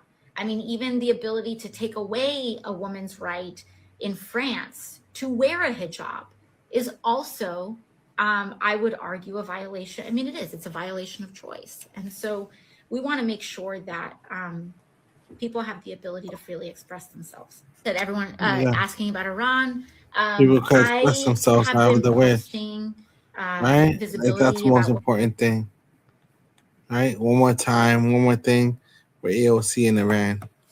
What's your message to Americans who think that bombing of Iran was in some way sort of intended to distract Americans from the Epstein files? Well, listen, I think we're seeing this pattern, right? Trump has impulsively went in on Venezuela. He impulsively went in on Iran. There was no exit and no end game for either of these situations. It led to increased global instability everywhere he goes. And every time he's done that, it has been consistent with a spike or a revelation in what is happening with the Epstein files. I don't think that coincidence is something to dismiss off the cuff. I think that he feels existentially tied to it. And I actually think that it is one reason that he must be removed from office, because if the Epstein files has such a hold on President Trump and this administration, that they are willing to plunge us and risk world war in order to save themselves politically, that is a person, the definition of someone that cannot make objective decisions for the American people. What's your message to Americans who think that bombing of Iran was in some way sort of intended to distract Americans from the Epstein files? Well, listen. I mean, it's working. The distraction's working. People are not talking about them as much, right? And this is 2 more videos. Are you and then having we'll be trouble done. keeping up with the reasons the U.S. The decided to justification attack for Iran? war. Let's break it down. Let's First break it down. justification for Operation Epic Fury came from the U.S. president himself. He framed it as the Iranians ramping up production of dangerous weapons that posed an imminent threat. They've rejected every opportunity to renounce their nuclear ambitions, and we can't take it anymore. He also signaled Okay. a second reason, regime change, encouraging Iranians to rise up and seize Exactly, control of secondary government after years of source. oppression and human rights abuses. When we are finished, take over your government. It will be yours to take. Later that day, a senior Trump official told reporters that Trump had no choice because the U.S. had seen indicators that Iran was about to strike. On day 2, Well, Trump they don't released trust each this other. video again pointing to a nuclear threat. But by day 3, the Secretary of State suggested the attack was necessary because Israel was about to launch an assault on Iran. We knew that there was going to be an Israeli action. We knew that that would precipitate an attack against American forces. And we knew that if we didn't preemptively go after them before they launched those attacks, we would suffer higher casualties. The very next day, the president undercut that message. Mr. President, did Israel force your hand to launch these strikes against Iran? Did Netanyahu pull the United States into this war? No, I might have forced their hand. Later that day, the Secretary of State presented another possible reason, timing.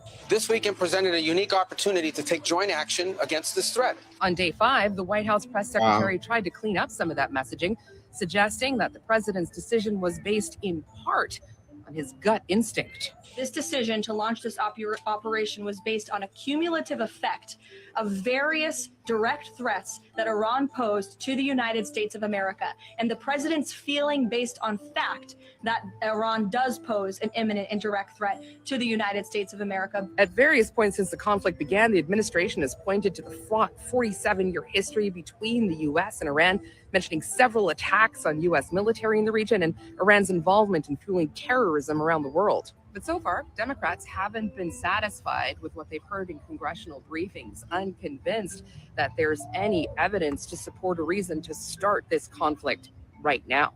Are you having trouble keeping up with the reasons the U.S. A lot of reasons why the U.S. claims it's bombing Iran. So many different reasons, right?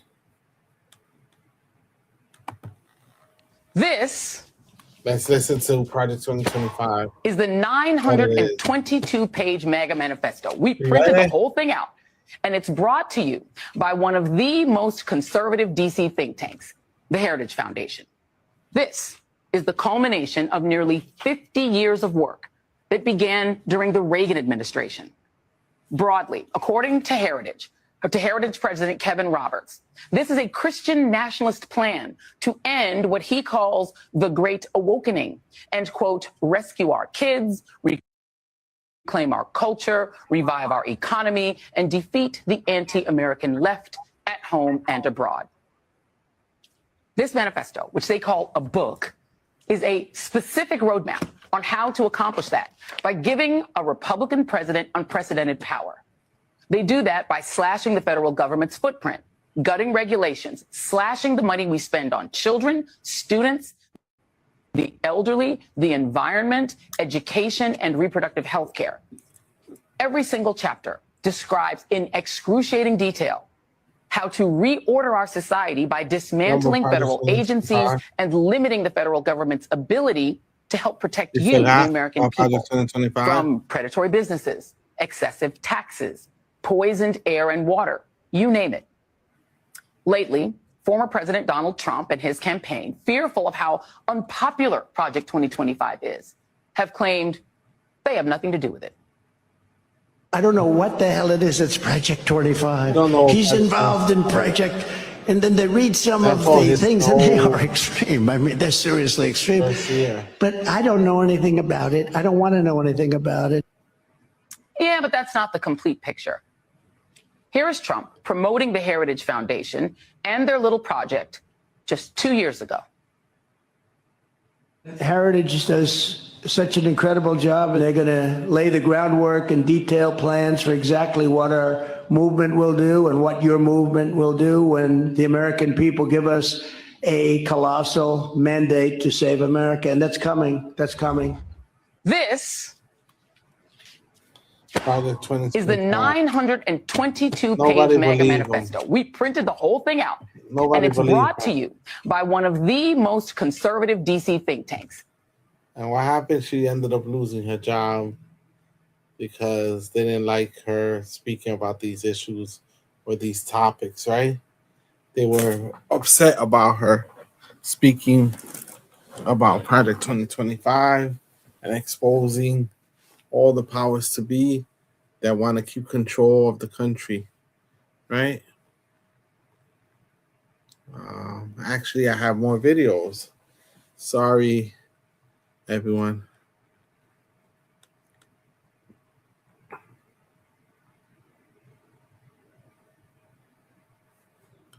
Project 2025 again. Tonight, I can report to the world that the strikes were a spectacular military success. Iran's key nuclear enrichment facilities have been completely and totally obliterated. Tonight, I can report to the world that the strikes were a spectacular military success. Iran's key nuclear enrichment facilities have been completely and totally obliterated. See the Tonight, I can report to the. Can you trust whatever he tells you? But you choose to trust it, right? President Trump has not ruled out boots on the ground in Iran. Are you afraid of a U.S. might be boots on invasion the in ground. your country? No, we are waiting for them. He's waiting. You are waiting for the U.S. military to invade the ground troops? He dares them come in the Yes. ground. Because we are confident that we can confront them, and that would be a big disaster for them. So you're saying that Iran is ready and willing to take on the U.S. military if there were to be ground troops? Well, we were ready for this war even more than the previous war. So you can see, the quality of our missiles, how much they are upgraded after the last war, because we learned. So they're saying that they're willing to keep fighting, and both sides are saying they're going to keep fighting. They refuse to give up. And so it's getting worse and worse. And this is part of the Project 2025 plan, right? To make it better for themselves and make it better for their families and everyone else, except for the common person. The common man is the one that suffers. The working person is the one that suffers from all the problems that are happening, right? Let's listen to Jasmine Crockett, even though she lost and she's the outgoing senator. What is it? Yeah, so not senator. She's in the House of Representatives. Let's see what she Is has Trump's to say. name ever mentioned in Project 2025? Yes or no? Just yes or no. I got you. Within the document itself, Yes. there are a number of references to the former Okay. administration. So is Trump's name mentioned just one time? I believe it's mentioned more. Okay. 5 times. I haven't counted. Oh, okay. Well, if I Wow. told you that his name is mentioned approximately 312 times, would you have any Wow. reason to dispute that? I don't have any reason. Okay, thank you That's very his much. plan. So it's interesting that we want to try to pretend. We're not That going to is pretend his in here. We're plan. going to work with facts. Is Trump's name ever mentioned in Project 2025? Yes or no? He was mentioned in Project 2025. That So is the Project master 2025 plan. is a governing document, and People this is forgot how it about will it? impact you. Let's start with reproductive freedom. It calls for a nationwide surveillance system to monitor all pregnancies. It requires reports on any woman traveling out of state to seek abortion care, and takes federal legal action against local officials who refuse to bring cases against women and doctors who violate a state abortion ban. And because of the prohibitions on emergency contraception, 1.6 million women in Ohio, hundreds of thousands here in Southwest Ohio, would lose guaranteed access to free emergency contraception. So Project 2025 abolishes the Department of Education. It would end Title I education funding, which 25 million students rely on for their education. Here's what it means for us. Ending Title I would take critical resources away from over 110,000 children in Ohio and nearly 7,000 teaching jobs. Number 3, childcare. Project 2025 would eliminate Head Start. Head Start is quality preschool for low-income children. In Southwest Ohio, over 2,000 families rely on Head Start for childcare. So the attack on Social Security is a big one. It would raise the retirement age. It cuts benefits. It privatizes the program. It would cut Social Security benefits for 8.5 million Ohioans. Wow. All right, Medicaid. Medicaid is healthcare for lower income families. It would strip away Medicaid coverage from 90 million people. This is nationally. 38,000 people here in Southwest Ohio would lose health insurance. And you're talking about millions in Ohio. All right, number 6, SNAP is obviously the federal program that provides healthy food for millions and millions of Americans. It would cut those benefits. In Ohio alone, we're talking about 116,000 people who would lose food assistance because of Project 2025. All right, number 7, prescription drugs. That's the master negotiating plan. Lower prescription drug prices. Project 2025 would get rid of that. It would impact over 120,000 people here in Southwest Ohio. So you don't take. So what do you think? You agree? Project 2025 is real? Right? Project 2025 is real.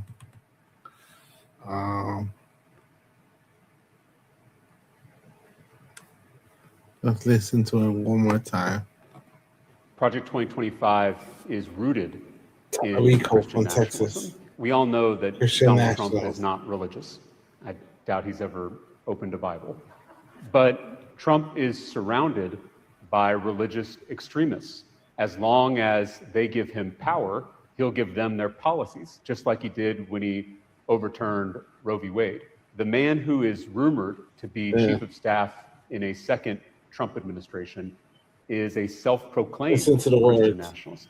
In Project 2025, they're already planning to ban abortion nationwide, ban IVF, ban contraception. They're even talking about banning what they call recreational sex. In Eventually my view, they this will. is the Eventually they will.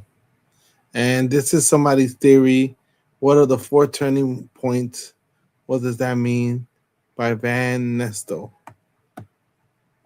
History repeats itself in 80-year blocks 80-year called blocks. saeculum, but we'll just call them history blocks. Not exactly 80 years. This is history, not math, but roughly the span of a human lifetime, maybe 80 to 90 years.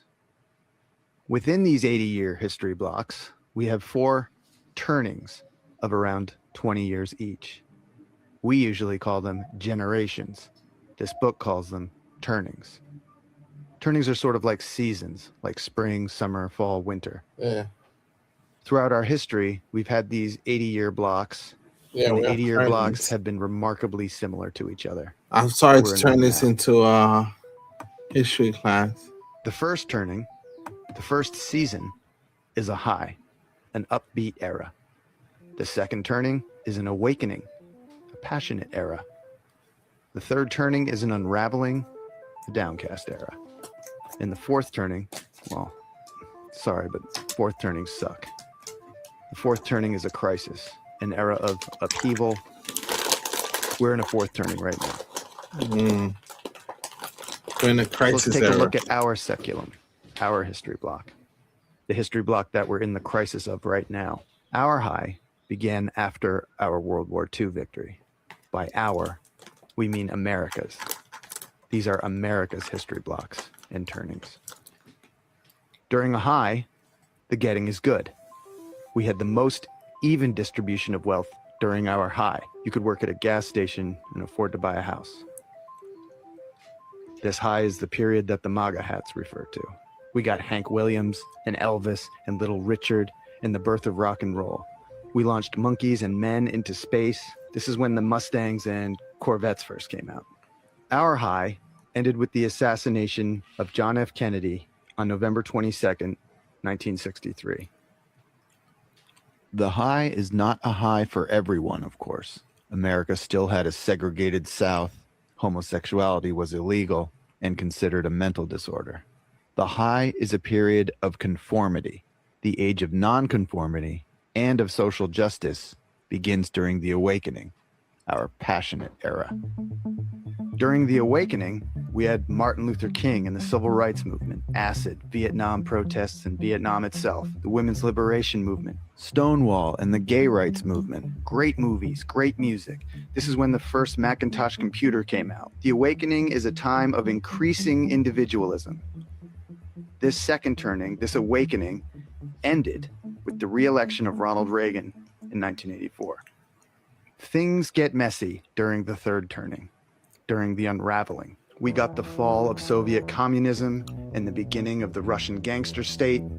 The greatest musicians of the time sang about violence and decay in their deteriorating cities. The LA riots, OJ, the bombing of Bosnia, and the Columbine high school shootings on the same day. September 11th, the wars in Afghanistan and Iraq. Our unraveling ended with the financial crisis of 2008. A fascinating fact about this book is that it was written during the last third turning, published in 1997. But the book predicts now, what's happening now in this fourth turning. And what's happening now is right on schedule. So we're on schedule? 80 years ago, in the last fourth turning, America had her Great Depression, then World War II. 80 years before that, the Civil War. 80 years before that, the Revolutionary War. Now it's our turn to save the country. You agree with this? So where do you fit into all this? What's your role? It depends when you were born. Each generation, each cohort tends to embody a specific archetype, an archetype that will move the society towards the next high. Each generation's archetype is the characteristic that will define the generation in its prime, in midlife. Is it Trump? The boomer archetype is the prophet. Bill Gates and Steve Jobs are boomers and prophets. Both predicted that one day everyone, not just big corporations and governments, would own a computer. Gates even predicted a crisis like COVID-19 5 years beforehand.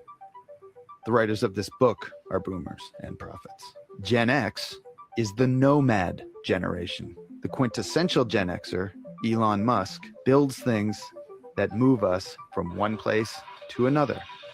Rockets, electric cars, hyperloops, nomadic devices.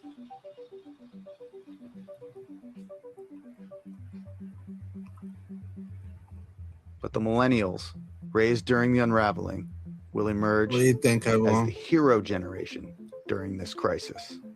These are the Parkland High students, the frontline hospital workers, and Malala Yousafzai.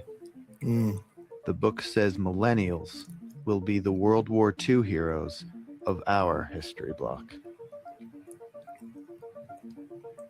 We don't know what Gen Z will do, but they will be an artist generation. From them will emerge the next Bill Withers, Toni Morrison, or Bob Dylan, all born during the last crisis, all from an artist generation. The history block before ours ended with World War II and began with the Civil War, 80 years prior.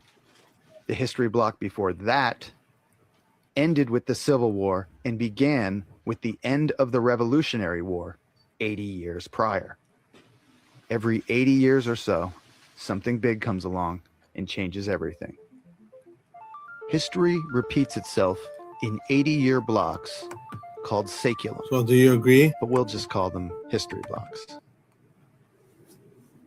So right now, according to this video, we're in an inflection point, right?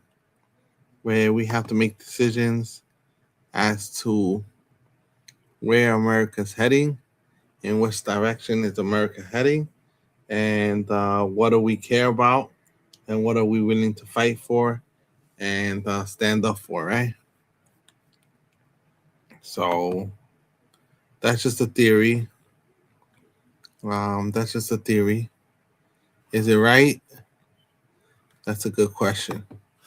And here's why. Mike Davis just said the quiet part aloud. On the evening after we've won, the accountability project's going to start, and it's going to be thorough this time. It's going to be deep. It's going to be meaningful, right? And it's not going to be the Peter Navarros of the world that are going to be in prison. It's going to be, they're going to be in prison. Yes, prison. And here's why. Mike Davis just said the quiet part aloud. On the evening after we've won, the accountability project's going to start, and it's going to be thorough this time. Well, it's going to be deep. It's going to be meaningful, right? And it's not going to be the Peter Navarros of the world that are going to be in prison. It's going to be, they're going to be in prison. Yes, prison. So their next plan is to grab people, journalists, anyone that opposes them, to attack people, right? This will be the last video. And hey, so these guys used to run the country under Trump, and now they're planning a second American Revolution, which will remain bloodless if the left allows it to be. Just very normal guys. And they're going to lay the groundwork and detail plans for exactly what our movement will do. And they actually released those plans online. It's 922 pages of bad ideas, like cutting wages and benefits and destroying unions. Here are some highlights. 1, make jobs dangerous again. They'll let you work with toxic chemicals and deadly machinery without any protections at all. And they'll gut child labor laws, so your kids aren't safe either. 2, build less affordable housing. They'll stop building new affordable homes and sell off the rest to their big donors. 3, crooked taxes. They'll cut taxes for big businesses and billionaires again, and they'll make you pay for it by raising taxes 500% on working families and ending Obamacare. Go read what they want to do and vote to stop them. Hey, so these guys used to run the country under Trump. All right. So what do you think? They're still running the country, right? They're still running the country under Trump. They're making decisions every day that are consequential, generation changing, and we're going to have to pay attention, not be in la la land, but be awake, ready to change things, ready to organize with each other, ready to work with people. But our best bet is to be more inclusive, be willing to work together and hold true to our values, that the rich have too much money, the poor and the working people are being screwed by the system that is rigged and doesn't benefit them and only benefits the corporations and the big companies that exploit individuals and make it to the point that people have a lower quality of life so they can improve their own quality of life, owners and bosses, right? So we got to make sure that we're on the right side of history. I say thank you for joining me. I appreciate you. Peace be with you. And enjoy the rest of your night. Thank you for listening to me, even if it was only for a few minutes. Have a good night, everyone. See you soon. And make sure you hit the follow, share, and like button on the screen. And we've been picking up. We have a lot more viewers, a lot more likes. Thank you so much. Thank you to the viewers. I wouldn't be successful without you. Thank you so much. Take care.